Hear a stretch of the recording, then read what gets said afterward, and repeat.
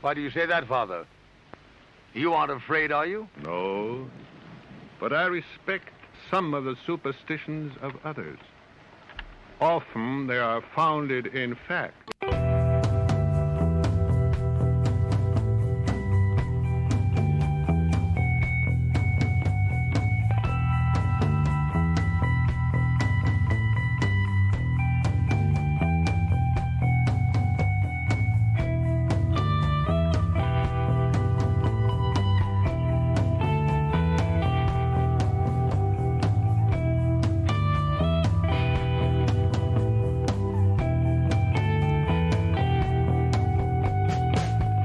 Broadcasting live from our Sanctum Sanctorum in Venice, California. This is the Sixth Sense Society. I'm your host, Krista, here with our producer, Michael.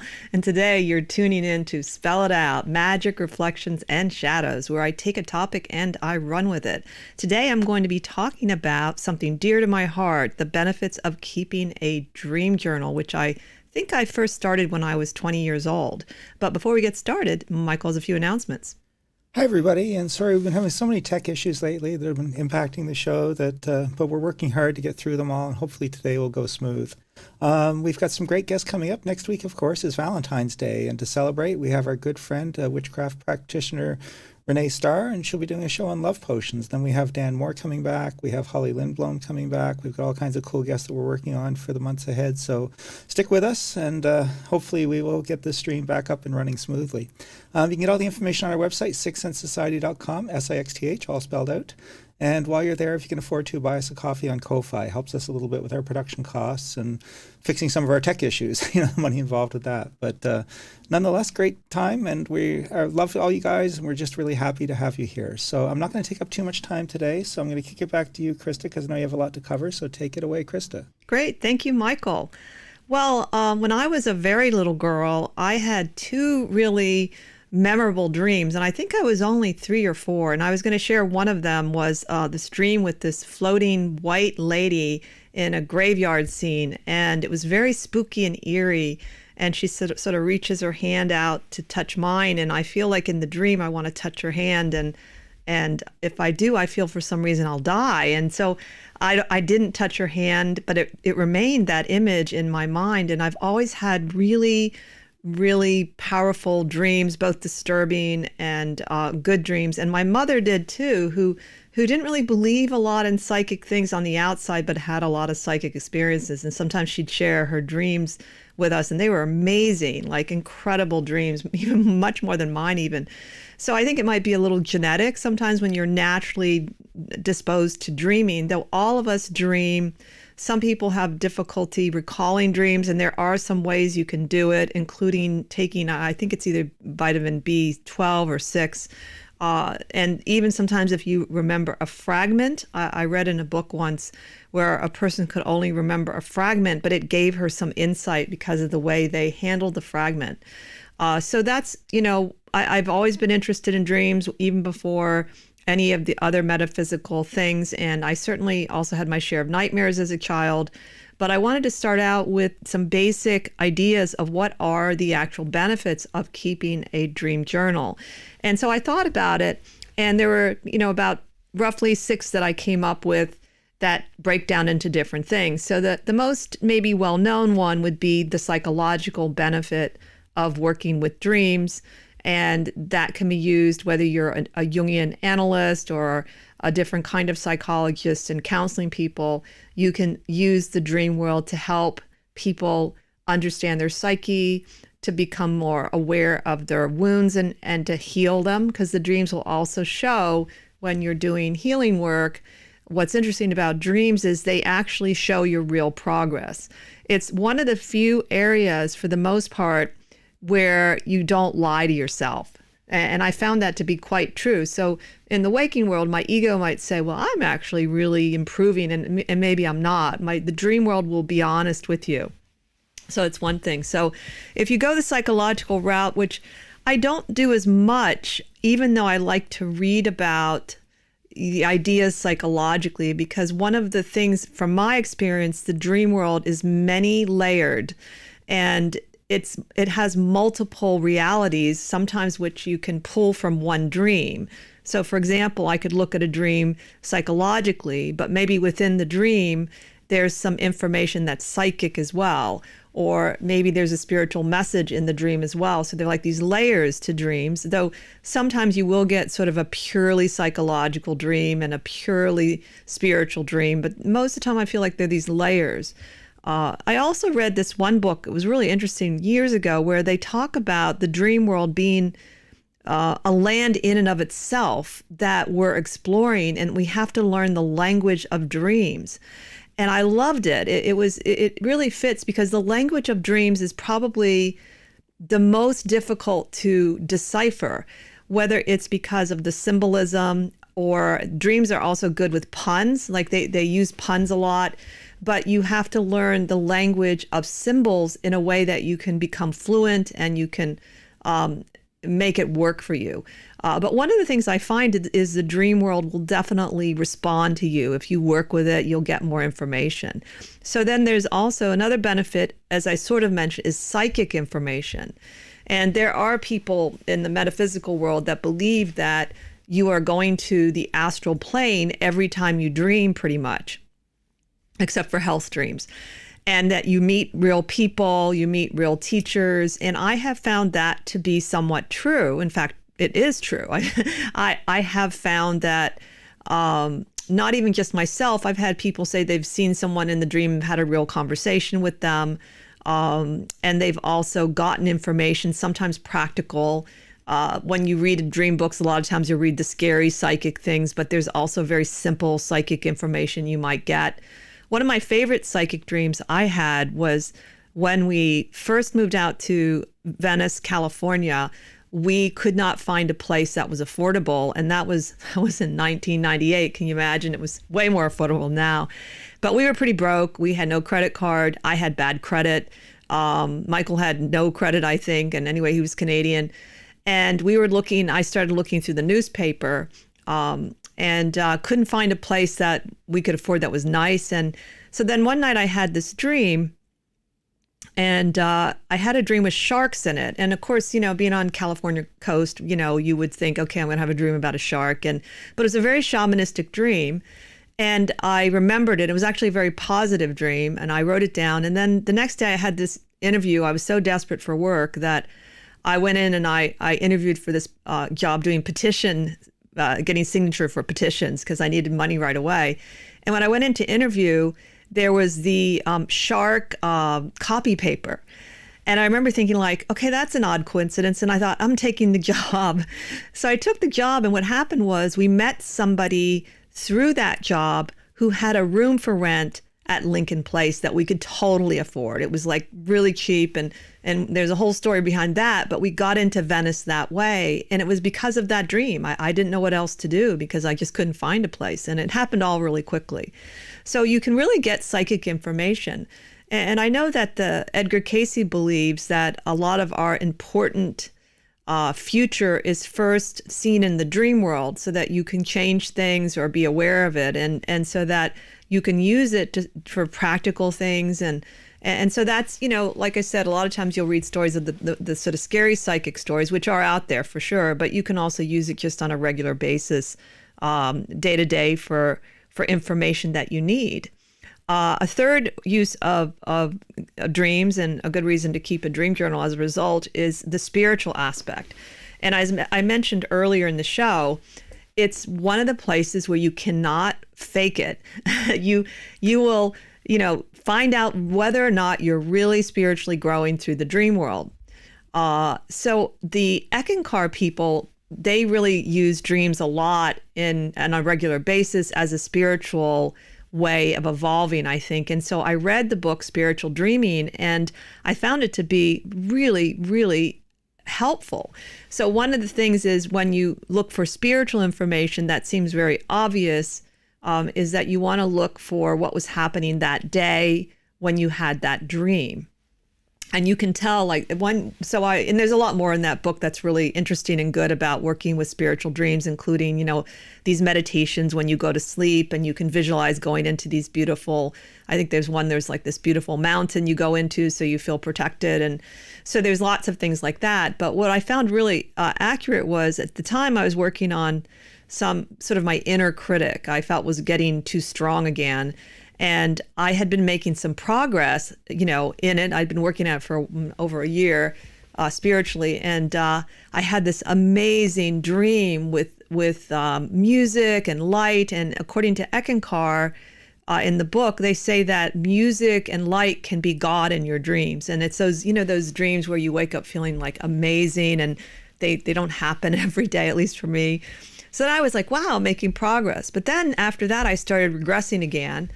And I had the funniest dream where my mouth was like closed and it was all stitched up. And I thought, oh no, I'm going backwards. But I felt it was really helpful, actually, that my dream was telling me, hey, Krista, you're starting to slip. We don't want you to do that. So even though I wasn't speaking critical things outwardly, I still was being that way. And I got the message very clearly, So I thought that was a really interesting way to use dreams right away, because, a lot of people listen to the show are people that are interested in spirituality and consciousness and want to grow. Another way, which has been dreams have been used throughout the centuries, is creatively. And you can, first of all, you can use them yourself. So one of the things I have found going back through some of my old dream journals, like I have one of my favorite periods was I have this sort of, I think it's like 8.5 by 11. I'm going to show people that can see it, but it's one of these ones where it kind of flips open a notebook, a spiral notebook. So it's really easy to use, which I really recommend this style.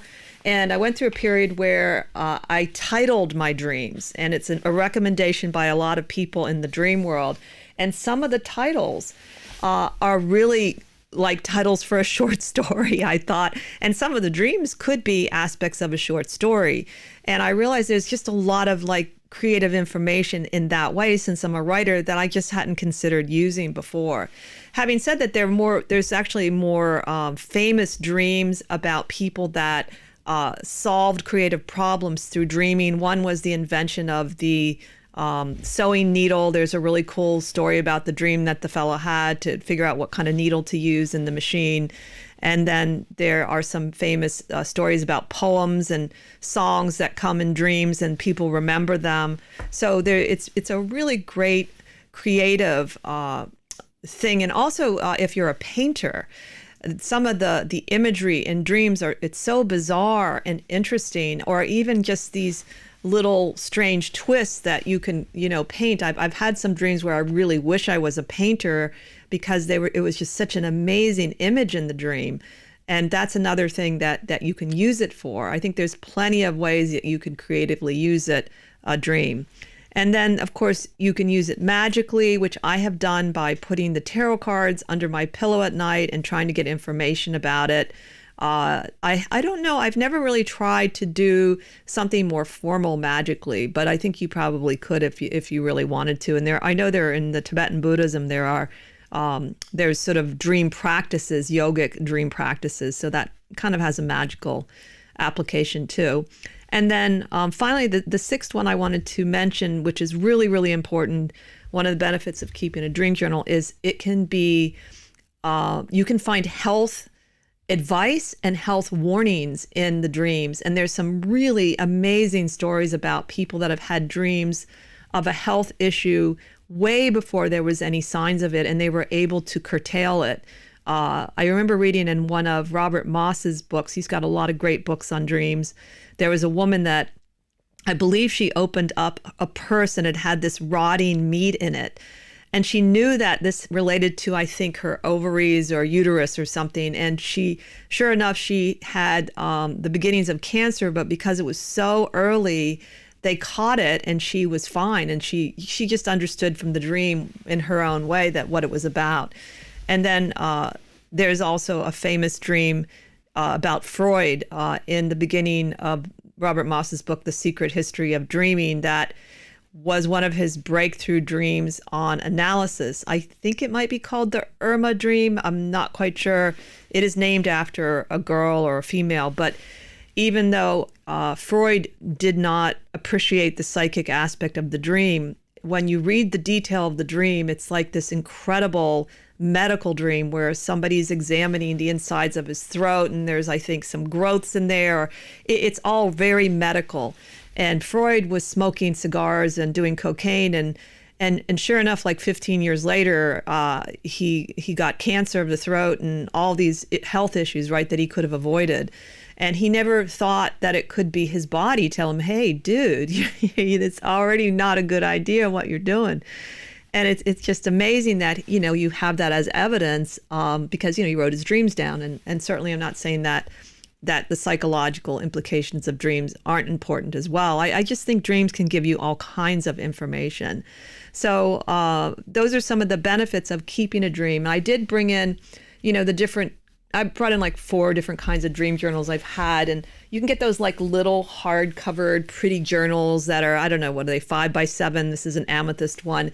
But they're not really great, honestly, for keeping the dreams because of I find that the spiral notebooks are better. They're easier to open. And as I said, I have now gone to basically wanting sort of the bigger notebooks. My favorite style is focus notes. And as you can see, it's one of those spiral ones that sort of opens up at the top. And what's cool about it is on the side, it has like a little margin. And you can see that, you can write little notes on the margin. And it's really good if you want to actually go back and analyze your dreams and work with your dreams, which is probably anyone that keeps dream journals knows it's one of the most challenging things is how many dreams can I actually analyze? It takes time. Sometimes when you start recalling dreams at night, you'll start recalling 3 or 4.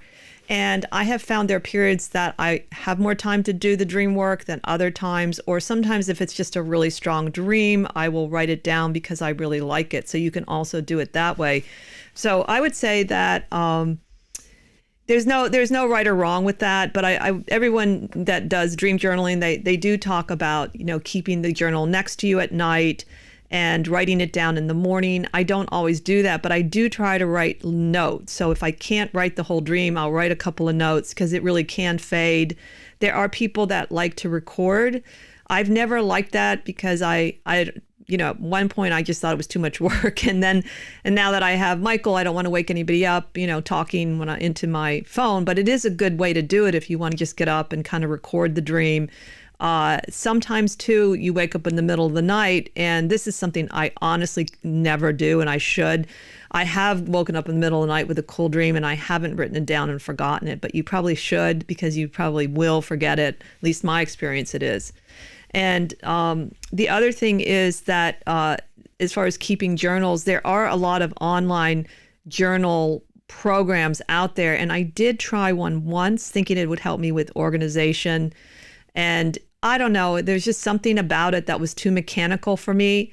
And I type, I write articles on computers. I'm not against computers, but I feel for me, the act of writing in a dream journal, unless of course you have trouble with your handwriting, you don't have good handwriting, or you just have some issues and you need to type, that's fine. But I would say I would at least keep some of your dreams using your, handwriting. There's something about it that's really important for me, and that it works. And I'm much more interested in keeping the dream journal if I do that than when I tried one of those online ones. But some of the younger people might really like it. And it looks like there's some very cool ones out there. You'll just have to kind of Google and find out.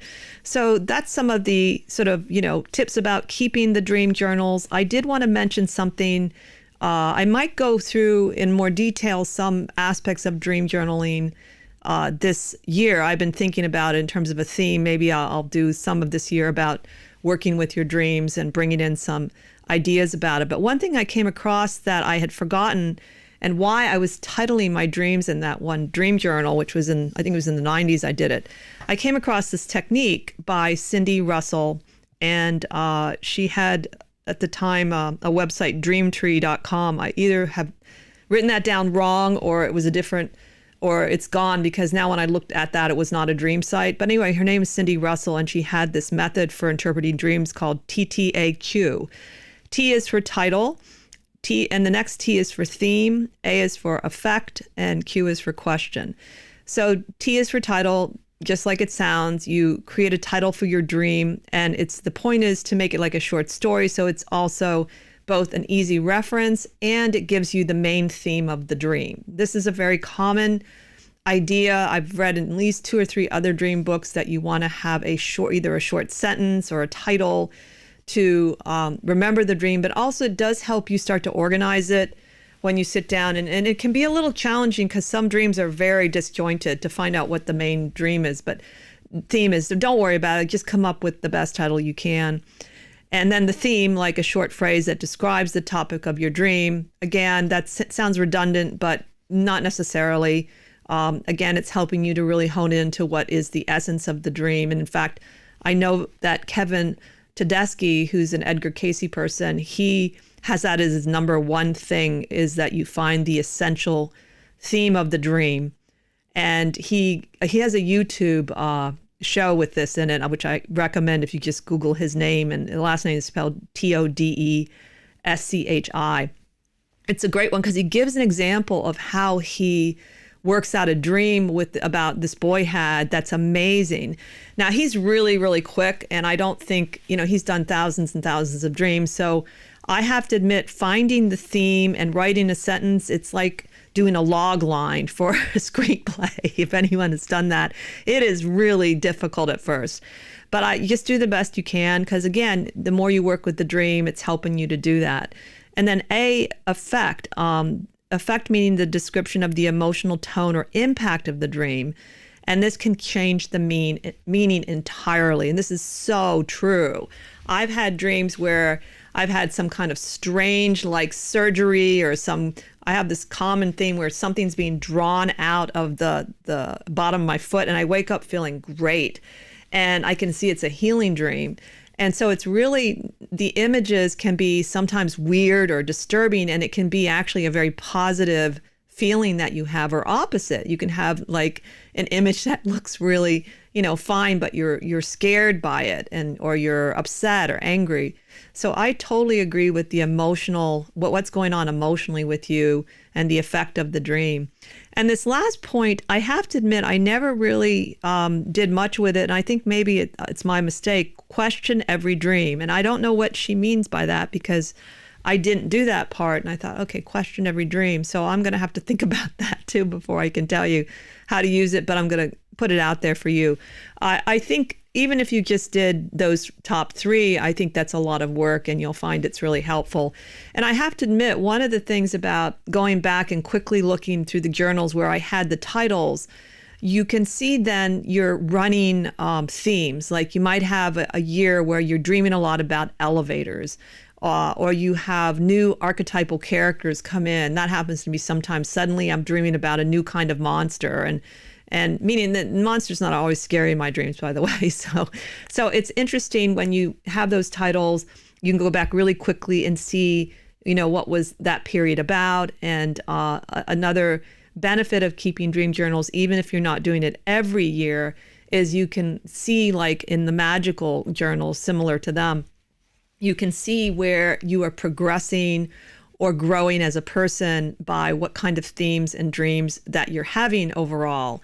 And so it's fascinating that way. And I think it's something that, if people just even try for a year, it would be a good thing. But I would say just don't feel like you have to be perfect about it, because honestly, there are times where months and months and months, I don't do a dream journal. Now, one of the problems I came across, and I'm still trying to work it out, is that because dreams can really reflect what's going on immediately in your life sometimes, having a separate dream journal, it's harder to see if you keep a journal like I do, the two playing out together. So I'm trying to think of a way that maybe I can have both in the same book, but I haven't quite succeeded.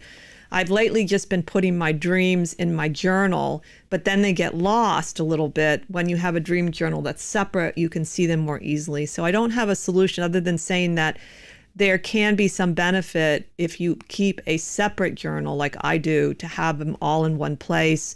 I think maybe what I might try is copying relevant dreams out from my journal for each year, and maybe just, not all of them, but the ones that seem very relevant. So that way they won't get lost in the mix, so to speak. The other thing I wanted to mention that's kind of cool about dreaming, and maybe this is not, you don't even have to have a dream journal for this, is that there's this idea. One of the reasons I don't like just psychological interpretations of dreams is because they can be a little bit like know-it-all-y, like, all dreams are only about yourself. And I said, well, that's actually not true. My experience, I have had shared dreams with people. I've had it with Michael, who doesn't remember his dreams that often, but sometimes we've woken up and I've told him my dream, and he's had a very similar dream. It's something in his own style and words. And I'd forgotten one I had again, when I first was with him, I had this dream about developing my own tarot deck. And in the dream, I was trying to decide if I wanted to do it. And then he woke up and said he'd had this amazing dream about Kabbalah. And that was right around the time I think we were getting closer to, I think we just started studying the Kabbalah. So he'd had a very similar kind of dream. And that happened to be more than once with him. And I've also heard of people that have met and seen each other in dreams. And I know they're not making it up. I also once had a friend stay over for a while, and she was a very artistic person going through a rough time, and I would sometimes share my dreams with her, and I'd say, I have no idea why I had that dream. She goes, oh, I know what that means. That's my dream.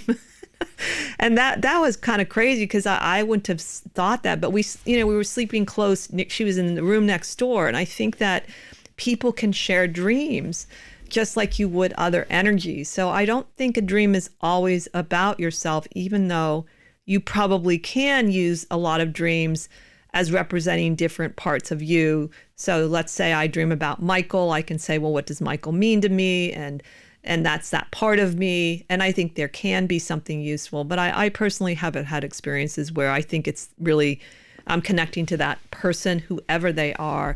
And that goes back to, the original idea in the show of the idea we travel to the astral plane often.